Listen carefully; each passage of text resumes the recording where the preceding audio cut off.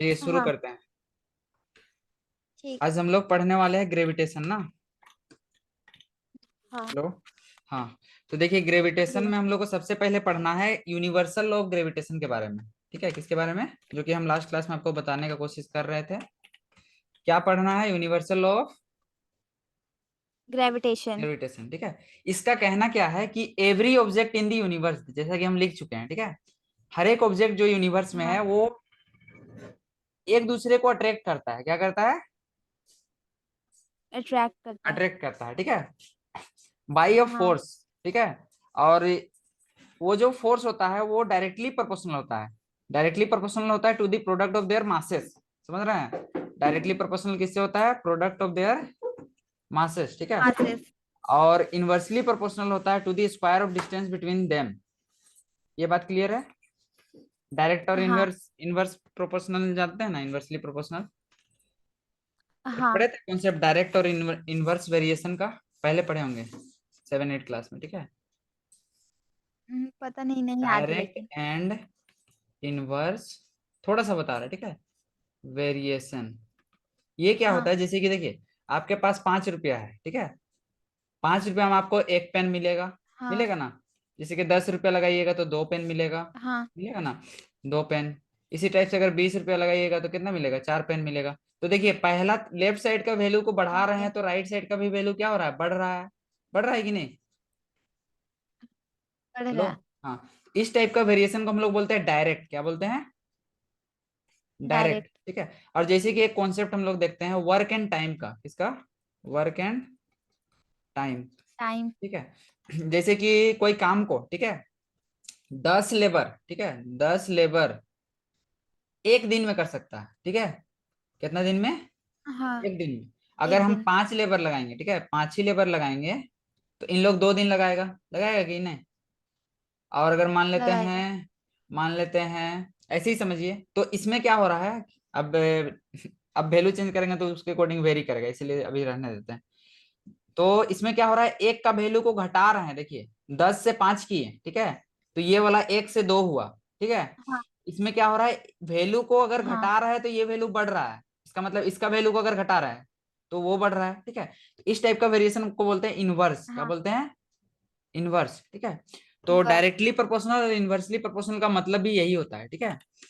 कहने का मतलब, अगर मास हाँ बढ़ेगा, ठीक है, सपोज हम लोग के पास 2 बॉडी है। ठीक है। Suppose we are having 2 body of mass m1 and m2। एक का मास m1 है और एक का मास m2 है। ठीक है। ये दोनों एक दूसरे को अट्रैक्ट कर रहा है। ठीक है। और इन लोग दोनों का मास जितना ज्यादा होगा उतना ज्यादा फोर्स ये इसको अट्रैक्ट करेगा।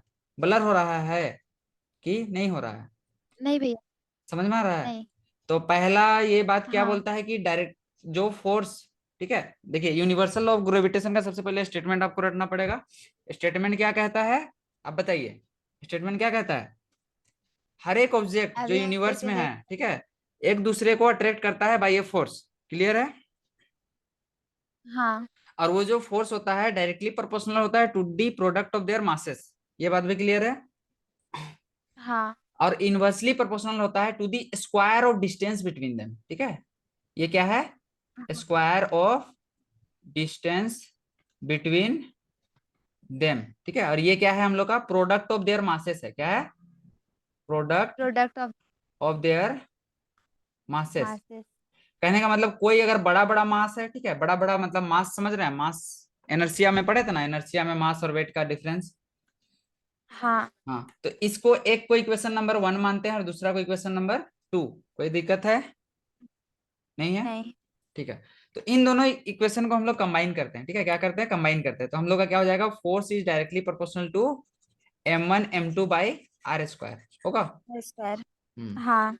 अब एक बात आपको फिर से याद रखना है। क्या याद रखना है? कभी भी प्रोपोर्शनलिटी साइन हटेगा। क्या बोल रहे हैं? Proper. Proportionality, PROPORTIONALITY, proportionality sign. ठीक है। ITY प्रोपोर्शनलिटी है। ILITY proportionality sign. ठीक है। प्रोपोर्शनलिटी साइन हाँ। अगर हटेगा, क्या होगा? हटेगा, HATEG हटेगा। ठीक है। तो कांस्टेंट आएगा। तो क्या आएगा? कांस्टेंट। कांस्टेंट आएगा।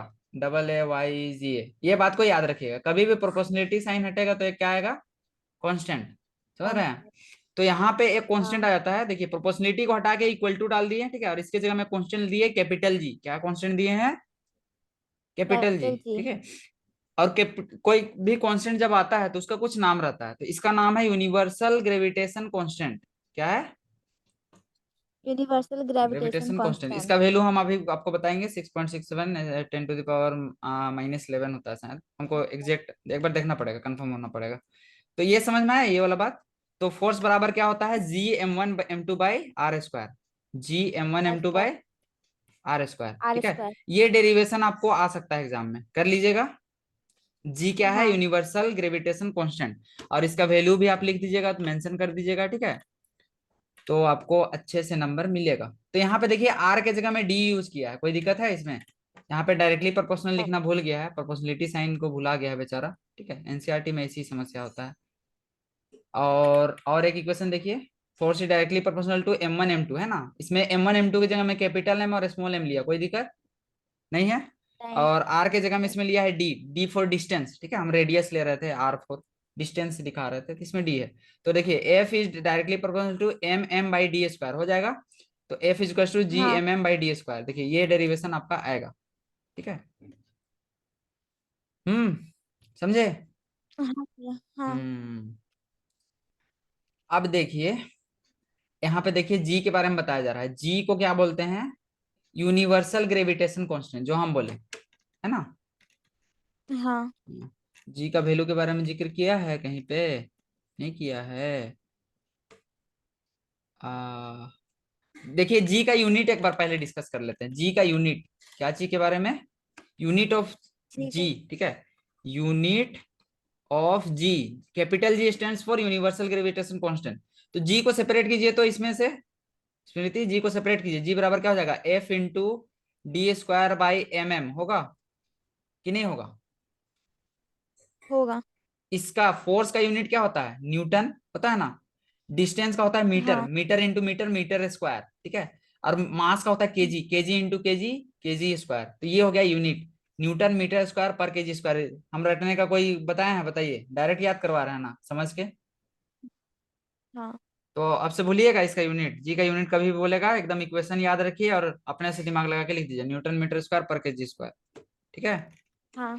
तो देखिए हाँ। यहाँ पे कहीं पे था, कहाँ पे था, किधर था किधर था किधर था किधर था, हाँ ये देखिए, हम बोले थे ना 6.67 × 10⁻⁻11 न्यूटन मीटर स्क्वायर पर केजी स्क्वायर, देखिए लिखा है यूनिट में। हाँ।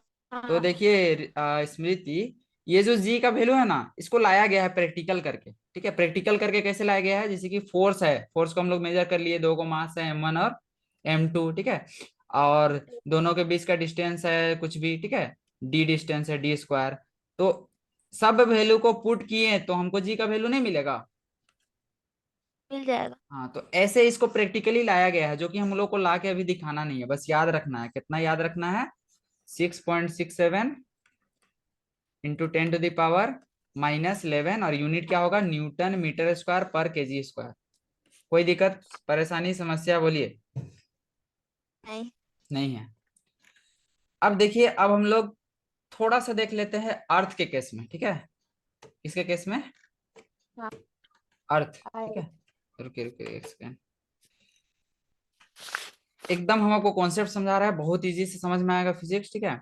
इसीलिए हम फिजिक्स पढ़ते हैं, फिजिक्स का है कि मजा आता है पढ़ने में, और बाकी में रटना पड़ता है, केमिस्ट्री में तो और हार्ड है। हम पता है हमको रियलाइज हुआ अभी, जैसे कि जेनरिक पेपर में हम लोग का केमिस्ट्री था ना, तो जेनरिक पेपर में हमको रियलाइज हुआ कि हम लोग का जो फिजिक्स है वो ज्यादा इजी है केमिस्ट्री के कंपैरिजन में, क्योंकि उसमें हमको सब रटना पड़ रहा था, ठीक है, सब जगह एक्सेप्शन दे रहा था, रिएक्शन का नाम, फलना रिएक्शन, ढेकना रिएक्शन, सेटजब रिएक्शन, सब रटो। इसीलिए फिजिक्स इजी है। बहुत कोई बोलता है बहुत हार्ड है, लेकिन इजी है मेरे अकॉर्डिंग। अब भी थोड़ा सा मतलब प्रैक्टिकली रियल लाइफ से देखिए, इजी लगेगा, ठीक है। हेलो। हाँ। हाँ देखिए, हम लोग मान लेते हैं ये हम लोग का अर्थ है, क्या है? अर्थ। अर्थ का मास को एमई से दिखा रहा है, एमई फॉर मास ऑफ अर्थ, ठीक है। और यहाँ पे हम लोग का कोई आशीष बाबू है, समझिए यहाँ पे, ठीक है, यहाँ पे आशीष बाबू खड़ा है। अब ये हमारा जो मास है वो स्मॉल एम है, ठीक है। क्या है? स्मॉल एम हम लोग का मास है, स्मॉल। ठीक है, मास ऑफ ऑब्जेक्ट, या फिर इसको एमओ लिखिए, क्या लिखिए, MO. MO stands for mass of object. Object, ठीक है, मास ऑफ ऑब्जेक्ट, ठीक है। और ये है मास of earth, ME stands for mass of अर्थ। कोई दिक्कत नहीं है। नहीं। अब देखिए, चूंकि ये दो मास है, ठीक है, तो दोनों के बीच में एक फोर्स लगेगा कि नहीं? लगेगा। हाँ, तो हम अगर फोर्स निकाले जो अर्थ और हमारे बीच में लग रहा है, ठीक है, तो फोर्स बराबर क्या होगा, यूनिवर्सल ग्रेविटेशन कांस्टेंट, ठीक है, universal gravitation constant multiplied bye, ज्यादा डाटा खा रहा है क्या? रुकिए थोड़ा सा देखने दीजिए तो। ठीक है, ठीक है, universal gravitation constant multiplied by क्या होगा, mass of earth into mass of Ashish babu, मतलब मास ऑफ ऑब्जेक्ट, ठीक है, डिवाइडेड बाय। अब देखिए हम लोग के बीच का डिस्टेंस है, मान लेते हैं हम इसका सरफेस में है, तो ये जो रेडियस ऑफ अर्थ होगा, ठीक है, इसको आर ई मान लेते हैं, क्या मान लेते हैं, R E. R E stands for radius आरी। Of, radius of earth. Of earth, क्योंकि अर्थ के हम सरफेस में है, ठीक है, लगभग में, समझ रहे हैं ना? हाँ। तो बाई क्या हो जाएगा, आर ई का होल स्क्वायर, गेटिंग। हाँ। हम्म। तो देखिए स्मृति, आप पहले सेक्शन में पढ़े हैं, ठीक है, फोर्स बराबर क्या होता है, M A. Mass into acceleration होता है ना? तो हाँ। यहाँ पे देखिए, फोर्स की जगह में हम लोग क्या पुट कर देते हैं, देखिए आ फोर्स किस पे लग रहा है, हम पे लग रहा है ना, ऑब्जेक्ट कौन है, हम है हाँ। ना, तो मेरे ऊपर जो फोर्स लग हाँ। रहा है, ठीक है, तो इसमें हम लेंगे मास ऑफ क्या, मास ऑफ आशीष बाबू, मतलब मास ऑफ ऑब्जेक्ट, ठीक है, इनटू एक्सेलरेशन को स्मॉल जी से दिखाते हैं, ठीक है, क्या हाँ। जी से दिखाते हैं, स्मॉल जी से। अरे स्मॉल जी जो होता है इसको हम लोग बोलते हैं एक्सेलरेशन ड्यू टू ग्रेविटी, क्या बोलते हैं, acceleration due to gravity. Acceleration due to gravity. Gravity. Clear है कि नहीं है? हाँ। ठीक है। अब जी का वैल्यू हम लोग जानते हैं, ठीक है, जी का क्या होता है, अभी बस ऐसे ही रख देते हैं, जी एक्सेल। Into M E into M naught by R E का होल स्क्वायर, ठीक है। अब देखिए एम नॉट से एम नॉट कटेगा, आशीष बाबू गायब हो गया, सीन से बाहर आ गया, हाँ। हुआ ना, ये वाला इससे कट हाँ। गया, ठीक है। तो हम लोग के पास एक्सेलरेशन ड्यू टू जो ग्रेविटी आया है, स्मॉल जी का वैल्यू, ठीक है, स्मॉल जी को एक्सेलरेशन ड्यू टू ग्रेविटी बोलते हैं, इसका वैल्यू क्या हो जाएगा, G M E by R E का आर। स्क्वायर, ठीक है। जी के जगह में अगर हम लोग हाँ। पुट करेंगे 6.67 इंटू 10 टू द पावर -11, ठीक है। और मास ऑफ अर्थ का वैल्यू आप देख लीजिएगा, ठीक है, शायद बुक में दिया हुआ है। हाँ। और रेडियस ऑफ जो अर्थ का वैल्यू है, सबको सब्स्टिट्यूट कीजिएगा तो आपको जी का वैल्यू मिलेगा लगभग 9.8, कितना मिलेगा, 9.8। 9.8। और चूंकि ये एक्सेलरेशन है, ये क्या चाहिए हम लोग का, एक्सेलरेशन। एक्सेलरेशन, एक्सेलरेशन ही ना लिए थे, तो एक्सेलरेशन है तो इसका यूनिट हो जाएगा मीटर पर सेकंड स्क्वायर। आप अगर इधर से भी फाइंड आउट कीजिएगा तो घूर फिर के वही आएगा, क्योंकि हम लोग मैथ में ही चल रहे हैं, कुछ गड़बड़ी थोड़ी की है जो गलत आएगा, समझ रहे हैं ना? तो उतना दिमाग लगाने का हाँ। जरूरत नहीं है, अगर बेरोजगार है, फ्री टाइम है, ठीक है, तो कर सकते हैं ये सब, ये सब बेरोजगारी का काम है, लेकिन करना चाहिए, अभी आपके पास टाइम है, अभी फुल बेरोजगारी है, कीजिए ये सब काम, ठीक है। तो ये वैल्यू का आप निकाल के देख सकते हैं, ठीक है, कितना आता है, 9.8, ठीक है। तो जब भी हम लोग एक्सेलरेशन ड्यू टू ग्रेविटी लेते हैं, कहीं कहीं पे हम लोग 10 लेते हैं, कितना लेते हैं, 10 मीटर पर सेकंड स्क्वायर, या फिर कहीं कहीं पे क्या लेते हैं, 9.8 मीटर पर सेकंड स्क्वायर। ये बात समझ में आया? लो, हाँ लो। भैया। हाँ, तो यही है फ्री फॉल का केस, किसका केस है, फ्री फॉल, बिल्कुल। फ्री फॉल, मतलब ऐसे समझिए कि आशीष बाबू ऊपर से गिर रहा है, ठीक है, तो जो एक्सेलरेशन जो होगा उसका वैल्यू यही होगा 9.8, ठीक है, acceleration due to gravity, free fall. देखिए अभी यहाँ पे बताएगा शायद, देखते हैं कितना बताया है, हमको तो लग रहा है बताना चाहिए, नहीं तो फिर लास्ट में बता, कहीं 11 वाला नहीं ना बता दिए, हाँ यही किया है। देखिए G M by R square किया है कि नहीं, स्मॉल जी बराबर यही है, स्मॉल जी हाँ। क्या है, एक्सेलरेशन ड्यू टू ग्रेविटी, समझ गए हैं कि नहीं समझे? ग्रेव- समझ फोर्स की जगह में देखिए एमजी लिया गए। है, ठीक है। तो देखिए जैसे जैसे हम लोग, एक बात को समझिए स्मृति, एक कॉन्सेप्ट है मस्त वाला कॉन्सेप्ट, ठीक है, जितना भी बात बता रहा है ना एकदम समझिए जड़ी हाँ। बूटी है, ठीक है, हम अपना एक्सपीरियंस से बता रहे हैं। जी का वैल्यू कहाँ पे मैक्सिमम होता है, ठीक है, जी का वैल्यू देखिए ये हम लोग का अर्थ है, ये रेडियस ऑफ अर्थ है, ठीक है। तो सपोज हाँ देखिए स्मृति, जैसे जैसे अगर यहाँ से दूर जाएंगे, ठीक है, दूर जाएंगे तो डिस्टेंस बढ़ेगा, हाँ। क्या बढ़ेगा, ये जो डिस्टेंस है ये बढ़ेगा, डिस्टेंस। डिस्टेंस बढ़ेगा, ठीक है, हाँ मास तो वही रहेगा। तो डिस्टेंस बढ़ेगा, ठीक है। तो जी का वैल्यू देखिए, जी बराबर क्या पढ़े हैं, G m e/d² पढ़े हैं ना। अब डी का वैल्यू अगर बढ़ेगा तो जी का वैल्यू क्या होगा, घटेगा, घटेगा। ठीक है। अब ऐसे समझिए स्मृति, दूसरा चीज, अगर हम लोग अर्थ के अंदर में जा रहे हैं, ठीक है, अर्थ के अंदर में कहने का मतलब अंडरग्राउंड में यहाँ पे जा रहे हैं, ठीक है, जा रहे हाँ हैं अंडरग्राउंड में अगर जा रहे हैं, तो क्या होगा, जैसे कि सपोज यहाँ पे हम लोग हैं, ठीक है, तो यहाँ पे जब हम लोग लेंगे ना, तो मास हम लोग इसी रेडियस को लेना होगा, मतलब रेडियस घट जा रहा है, समझ रहे हैं, अंदर जा रहा है तो रेडियस घट रहा है, मतलब मास भी घट रहा है, समझ रहे हैं। हाँ ये कॉन्सेप्ट को ना प्रूव करना है 11 क्लास में, ठीक है, अभी नहीं करना है, ठीक है, समझे। बस हाँ इतना भैया। याद रखना है कि जो जी का वैल्यू होता है वो मैक्सिमम होता है सरफेस पे, कहाँ होता है, सरफेस पे। मैक्सिमम एट सरफेस, ठीक है। सरफेस। जैसे अगर सरफेस से अगर ऊपर जाएंगे, ठीक है, तो भी इसका वैल्यू क्या होगा, घटेगा, जी का वैल्यू क्या होगा, घटेगा। और सरफेस के अंदर जाएंगे तो भी घटेगा, क्योंकि मास घट जाएगा, समझ रहे हैं, ठीक है, हाँ रेडियस से घटेगा लेकिन उससे कहीं ज्यादा मास हम लोग का घटेगा, ठीक है, क्योंकि हम लोग पढ़े हैं, क्या पढ़े हैं, स्मॉल जी बराबर G M E divided by r², ठीक है, इसीलिए यही ना पढ़े हैं। मास ज्यादा बढ़ता है हाँ। रेडियस के कंपैरिजन में, ठीक है, क्योंकि हम्म, बहुत बड़ा अर्थ है, इसीलिए यही रीजन है, ठीक है, प्रैक्टिकली। तो यहाँ पे कहीं पे बता रहा था, हम कहीं पे दिखे थे, एक झलक, एक झलक किधर है, हाँ, ये देखिए यहाँ पे, द वैल्यू ऑफ जी, देखिए हाईलाइट कर रहे हैं, दिख रहा है, हाँ, ये तो उल्टा दूसरा जी बोल हाँ। रहा है, become greater at the poles than at the equator, ये बोल रहा है ना। The earth is not hmm, perfect sphere is the radius of the earth increases from the poles to the equator, the value of G becomes greater. अच्छा, हाँ, मतलब maximum मास उस time मिलता है पोल पे, ठीक है, पोल पे रेडियस थोड़ा ज्यादा होता है, ये एक बात बता रहा है, लेकिन हम बात जो बताया ना वो दूसरा बात बताया, ठीक है, जी का वैल्यू सरफेस से अगर दूर जाएंगे, ठीक है, ये 11 में सीखना है, तो छोड़ दीजिए अभी, या फिर थोड़ा सा माइंड में रह गया ना कि नहीं रहा। रह गया। हाँ, और एक बात यहाँ पे क्या बता रहा है, पोल पे, देखिए पोल पे क्या होता है, जी का वैल्यू मैक्सिमम होता है, ये भी याद रखिएगा, ठीक है, पोल पे मैक्सिमम होता है और इक्वेटर पे क्या होता है, कम होता है, ठीक है, इक्वेटर पे कम होता है, मतलब कम। इक्वेटर और पोल में अगर कंपैरिजन बोलेगा तो पोल में ज्यादा होगा देन इक्वेटर, ठीक है, क्योंकि पोल पे इसका रेडियस मैक्सिमम लेता है तो मैक्सिमम मास को कवर करता है, ठीक है, तो मास ज्यादा होता है तो क्या होता है, फोर्स भी बढ़ेगा, फोर्स बढ़ेगा तो जी भी बढ़ेगा, ऐसे ही समझिए, आया समझ में कि नहीं आया, आ गया। आ गया, चलिए। हम्म, हम्म, तो देखिए जी का वैल्यू को कैलकुलेट किया गया है, ठीक है, जी का वैल्यू को हम लोग कैलकुलेट करना है, तो जी के जगह में स्मॉल जी का कैलकुलेट करना है, तो देखिए कैपिटल जी का वैल्यू ये है, एम का वैल्यू ये है और आर का वैल्यू ये है, हम आपको बोले थे ना सब्स्टिट्यूट कीजिएगा तो आपको कितना मिलेगा, 9.8, समझे कि नहीं। हाँ, तो ये आप करके देखिएगा, कीजिएगा कि नहीं। करेंगे।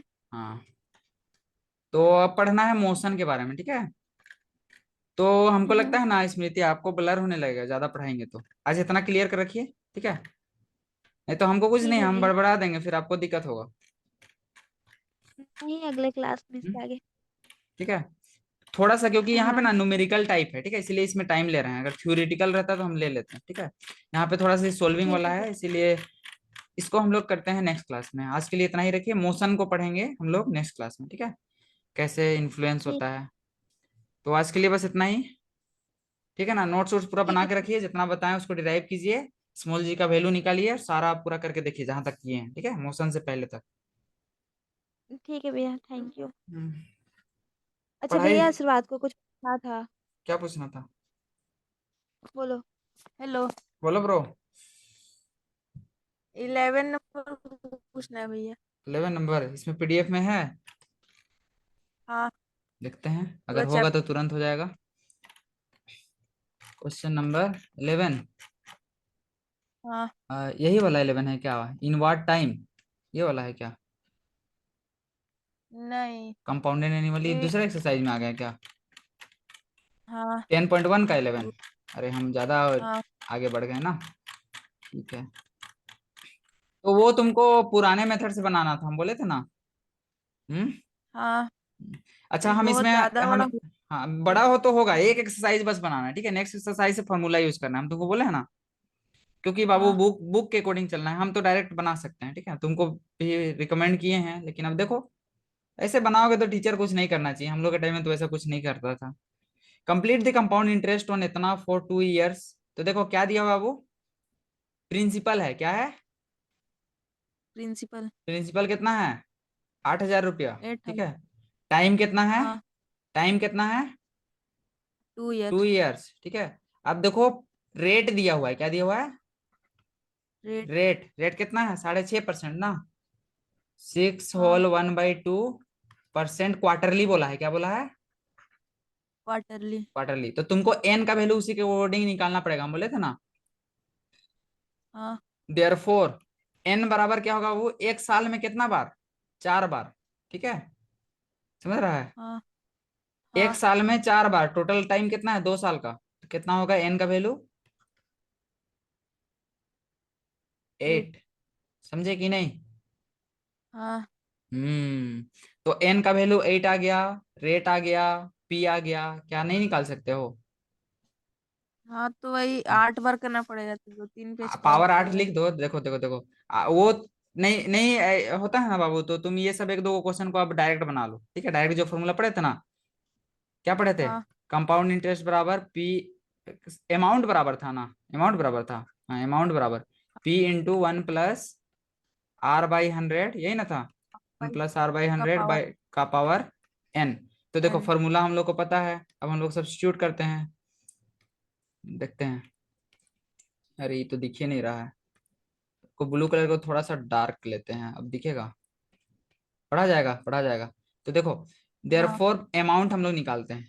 क्या निकालना है? कंप्लीट द कंपाउंड इंटरेस्ट निकालना है बाबू, ठीक है। अमाउंट नहीं निकालना, अभी हम अमाउंट निकाल रहे हैं, ठीक है। अमाउंट हाँ बराबर क्या होगा? P इंटू 1 + R/100 का पावर n। ठीक है। भाई ये किताब अपना हिसाब से टफनेस दिया है, हम क्या करें, बनाना पड़ेगा। 8,000, P 8,000 था ना बाबू। 1 + रेट कितना था? हाँ रेट कितना था? अभी 6.5 लिखे थे ना। 6 का 6 होल 1/2 हाँ ना। इसको तुम 6.5 हाँ लिख दो, ठीक है, इजी होगा। क्या लिख दो? 6.5 six by point five by 100 का पावर 8, ठीक है। अब इसको तुम सोल्व करोगे बाबू, तो तुमको मिलेगा 8,000, ठीक है, गुने 106.5 आएगा ऊपर में, बटा हाँ 100 का पावर 8 होगा। हाँ सॉल्व करो, और कोई उपाय नहीं है। हम्म।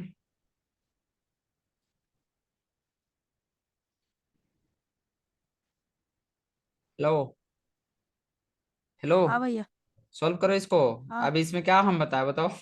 रुको बता दे रहे हैं। 8,000 लिखो, गुने 8 बार ऐसे करो, 106 गुने 106। बाप रे, हालत खराब कर दे। तो तुम एक काम करो बाबू, इसको ना पहले कट कर लो सिंपलेस्ट फॉर्म में, ठीक है। 106.5 था ना, हाँ इसको थोड़ा सा दिमाग लगाना पड़ेगा हम लोग, क्योंकि इतना बेवकूफी हम लोग नहीं कर सकते। 106 का पढ़ा पढ़ना मुश्किल है, ठीक है। तो क्या हाँ करते हैं, 5 से इसको काटते हैं, 5 से कटेगा ना। नीचे में हाँ 20 और ऊपर में कितना आएगा? इसको काटने वाला को रेड कलर से लिखते हैं, 20 और ऊपर में कितना आ रहा है? 5 दूना 10, 5 1 का 5, 21.3 आ रहा है जी। हेलो। हाँ भैया 21.3 आ रहा है ना? हाँ अब देखो, तो इसको लिख लो एक बार। 21.3 into 21.3 into dash dash dash कितना times? 8 time by 20 into 20 into 20 dot dot dot कितना टाइम? 8 टाइम। इसको 8 सॉल्व करना होगा, और कोई उपाय नहीं है बाबू, प्रॉब्लम ही ऐसा दे दिया। ठीक है, करके देखो, ठीक है। हाँ आंसर आ जाएगा, क्योंकि चूंकि अभी हमको लेट हो रहा है, नहीं तो हम बना के पक्का जाते, ठीक है। टाइम हो गया है, जो हम टाइम सोच के आज पहले किए हैं ना, 40 हो गया है, हमको भी जल्दी हाँ से काम करना है अपना। ठीक है, आज के लिए है ना, समझ गया ना कि नहीं समझा? समझ गए। आंसर में कोई फोल्ड नहीं आएगा, इतना भरोसा रखो, ठीक है। तो ये आया है अमाउंट, ठीक है। अमाउंट में फिर क्या करोगे, सीआई निकालना होगा तो क्या करोगे, amount P minus minus principal, ठीक है। ये हाँ। करना पड़ेगा तुमको, तो कैलकुलेटर यूज करके देख लो और आंसर ले आओ, और क्या बोलेंगे इससे ज्यादा। इतना कॉम्प्लिकेटेड नहीं पूछेगा जी, अब पूछेगा तो बोल देना सर को, इतना कॉम्प्लिकेटेड दीजिएगा तो ऐसे ही छोड़ देंगे, ऐसे ही स्टेप बना के छोड़ देना। ऐसे भी अभी स्कूल लाइफ है, कोई दिक्कत नहीं है, समझ गया ना। हाँ। इतना कॉम्प्लिकेटेड नहीं देना चाहिए 8 बार वाला। अच्छा ठीक है बाबू, आज के लिए है ना, ठीक है। सेटिस्फाइड है ना सोल्यूशन से कि नहीं है। हाँ। ठीक है, ठीक है फिर, हाँ। हाँ।